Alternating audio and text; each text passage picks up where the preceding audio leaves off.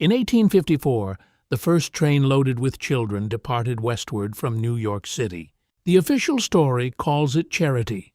Orphan children were being rescued from overcrowded urban slums and placed with farming families across the country.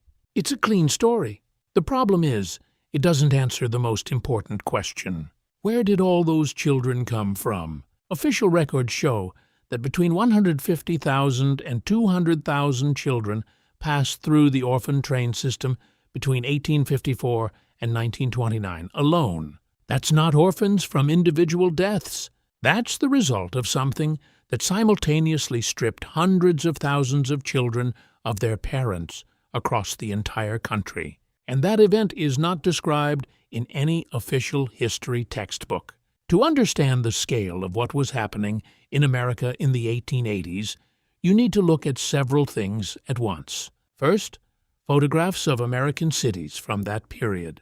They show wide, empty streets, massive buildings, developed infrastructure, and an almost complete absence of adult population. Historians explain this as a limitation of period photography. Long exposure times meant moving people weren't captured on film.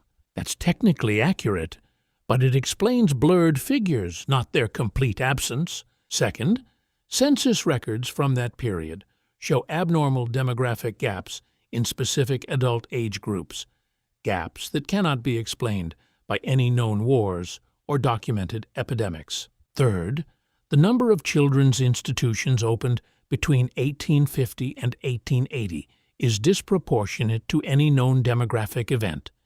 In New York City alone, more than 60 large orphanages existed by 1870. These three facts together raise a question that official history answers reluctantly. In 1880, New York City's population was approximately 1.2 million people. Of those, charitable organizations of the time estimated between 30,000 and 40,000 children were living on the streets without any adult supervision. That's 3% of the entire city population. For comparison, today that would be equivalent to 250,000 homeless children in modern New York. No known social disaster produces that many street children without a simultaneously visible crisis among the adult population.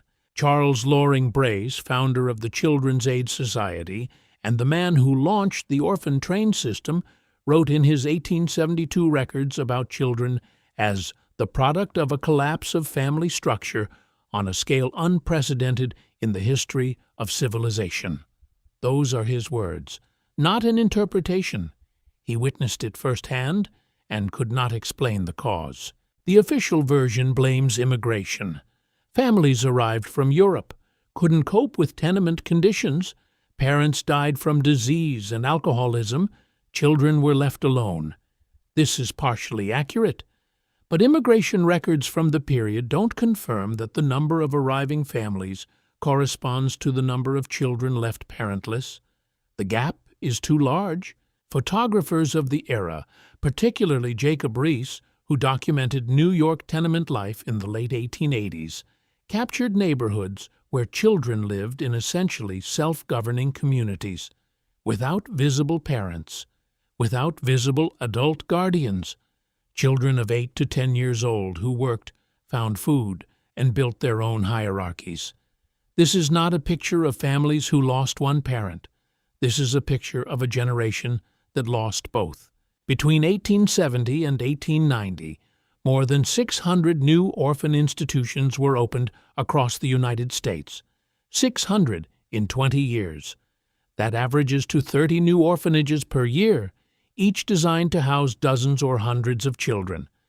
That rate of construction of facilities for parentless children has no parallel in any other period of American history, including periods following actual documented catastrophes. The railroad companies that transported children under the orphan train program did so free of charge. That alone is remarkable. Railroads in that period were strictly commercial operations. Free transport of hundreds of thousands of passengers over 75 years demands an explanation. Either it was a government mandate, or there was pressure behind it that was never discussed publicly. Children delivered to Western states were mostly not infants. They were between 6 and 14 years old. This is a critical detail. Infants are adopted most readily. The prevalence of older children indicates these were kids who had parents just a few years earlier, children who remembered their families, children who hadn't been adopted in infancy because they only became orphans later. Several researchers who worked with orphan train archives in the 1990s and 2000s found that a significant portion of children in the records were listed as origin unknown, not as children of deceased parents with established names, but as children with no established family information whatsoever.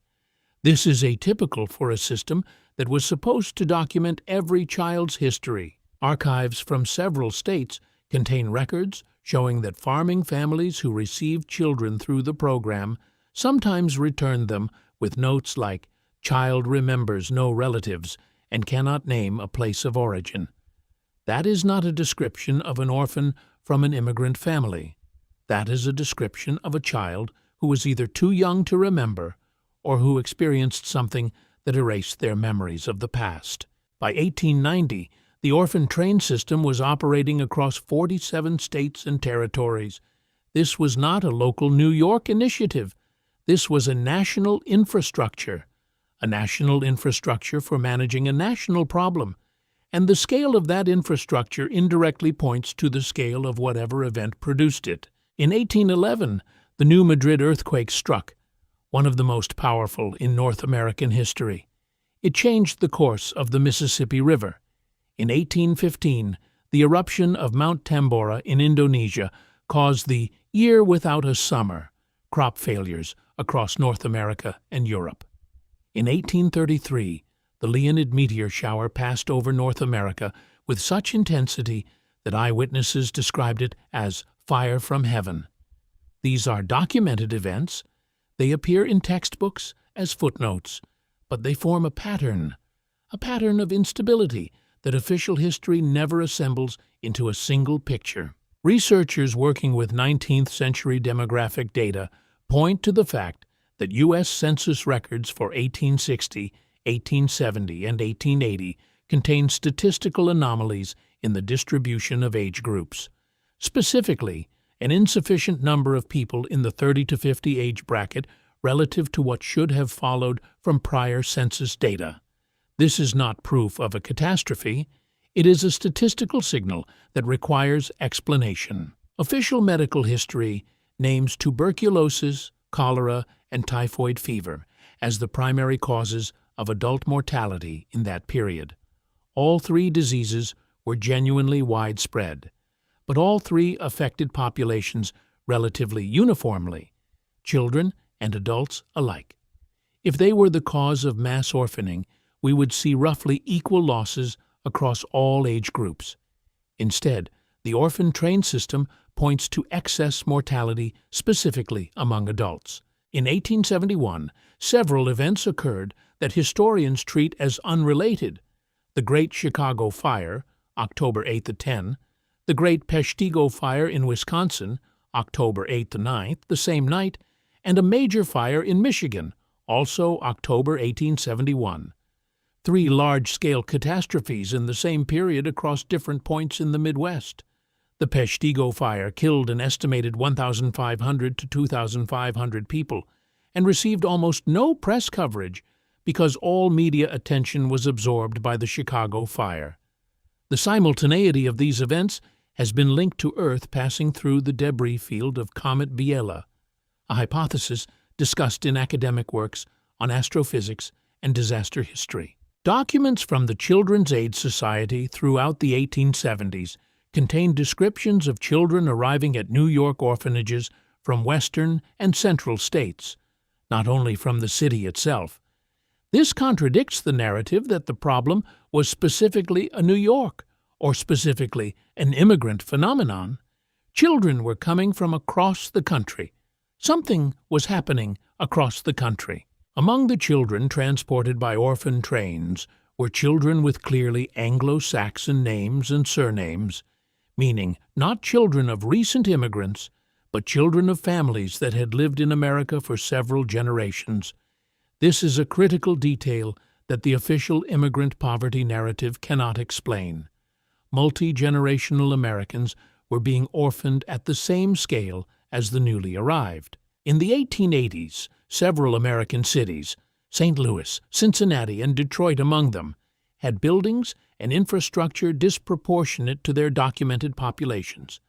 Massive buildings, wide paved streets, developed sewage systems in cities of only tens of thousands of residents. Historians explain this as optimistic construction in anticipation of future growth.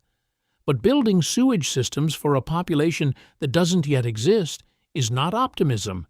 It is either the result of sudden depopulation or evidence that these cities were significantly larger before some event. The orphan train program officially ended in 1929. The stated reason was the adoption of new adoption laws and the development of the foster care system. That's accurate, but something else is also notable. By the 1920s, the flow of children needing transport had naturally dried up. This means the event or series of events that produced mass orphaning was, by then, far enough in the past that its consequences had exhausted themselves over 75 years. Kenneth Wheeler, a historian who studied U.S. Children's Bureau archives in the 1990s, described his surprise at how fragmentary the documentation was for individual children. While the overall statistics of the orphan train system are reasonably well documented, individual case files often contain minimal information about a child's origins. This could be administrative negligence, or it could be that the information simply didn't exist because nobody knew where these children came from. The last official orphan train arrived in Texas in 1929. Children stepped onto the platform, lined up in a row, and local families chose who to take home. This was standard procedure, repeated thousands of times over 75 years. Nobody standing on that platform was thinking about the fact that they were witnessing the final act of a system built to respond to one of the most significant demographic events in American history, an event that still has no accepted official explanation. There are several theories about what may have happened. None are proven. All are based on real data that official history either fails to explain or explains unsatisfactorily. The first theory is a large-scale epidemic that killed adults at significantly higher rates than children. This is biologically possible. Some pathogens do have age-specific selectivity. The 1918 Spanish flu, for example, disproportionately killed young adults with strong immune systems through cytokine storm. If an epidemic with a similar mechanism occurred in the 1860s or 1870s, it could explain the disproportion. The problem, an epidemic of that scale should have been documented. If it wasn't documented, that itself requires explanation. The second theory is a series of natural disasters concentrated in a short period. The fire data from 1871, the geological activity of the Midwest during that period, the climate anomalies recorded in dendrochronological data. All of these are real facts. Some researchers working at the intersection of geology, climatology, and history point to the period from 1810 to 1870 as a time of heightened natural instability across North America. If accurate, the cumulative demographic effect could have been significant and could have disproportionately affected adults who were away from home, working in fields or cities at the moment of disasters. The third theory is deliberate concealment of a demographic catastrophe for political or economic reasons. This is the most conspiratorial version, and it is the least supported by direct evidence. However, there is an indirect argument. The period from 1860 to 1880 was a period of aggressive economic construction in the United States. Railroads, banks, industrial enterprises. If an event occurred during this period that undermined confidence in the stability of the country, certain economic players would have had a motive to minimize public disclosure. The fourth theory, discussed by some alternative history researchers, is the hypothesis that a significant portion of North America's population was not destroyed but displaced or replaced in the course of events that official chronology either dates differently or does not date at all. This is the most radical version, and it requires revisiting a significantly larger body of historical data than just the demographic statistics of the 1880s. I mention it not as truth, but as an existing position in the discussion. What is definitively accurate is that 150,000 to 200,000 children were genuinely transported across the country over 75 years, that the infrastructure to do this was built from scratch and operated at a national scale. That documentation of children's origins was systematically incomplete, and that official history explains this through immigrant poverty, while census data and archival records point to a significantly broader phenomenon. The question of where all those children came from remains open, not because there is no answer, but because the answer that follows from the data does not fit the official version of 19th century American history as a story of continuous progress and growth.